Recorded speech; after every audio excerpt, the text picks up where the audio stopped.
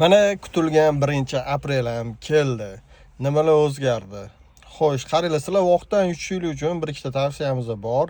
Hozir ko'pchilik birinchi notarsga boryapti, notarsdan keyin yana bankka boryapti, bankdan yana notarsga kelyapti. Shunaqa bo'lmasligi uchun siz uyingizni zakat olgandan keyin, ya'ni uy sotilganda zakat bor bizda har doim. Zakat olgandan keyin birinchi navbatda qiladigan ishi sotuvchi ham, oluvchi ham puli aniq bo'lgandan keyin, necha pulga savdo bo'lgandan keyin bankka borib turib escrow shot ochtirib qo'yinglar. Masalan, oluvchi ham, sotuvchi ham ochtirib pulini qo'ysa, sotuvchi o'sha dokumentlarni harakatida bo'ladi.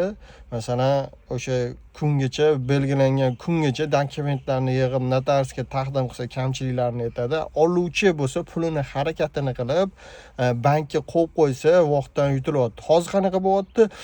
Notarsga borilyapti, notarsda hamma dokument qilinyapti, notarsdan chiqib keyin bankka borilyapti, keyin bankda operatsiyalar qilingandan keyin yana notarsga qaytib kelib notarius qilinayotgan ekan. O'shaning uchun vaqtingizdan yutish uchun maslahatimga amal qilinglar. Bunaqa videolarni o'tkazib olmaslik uchun menga obuna bo'linglar, like bosib esdan chiqmasin.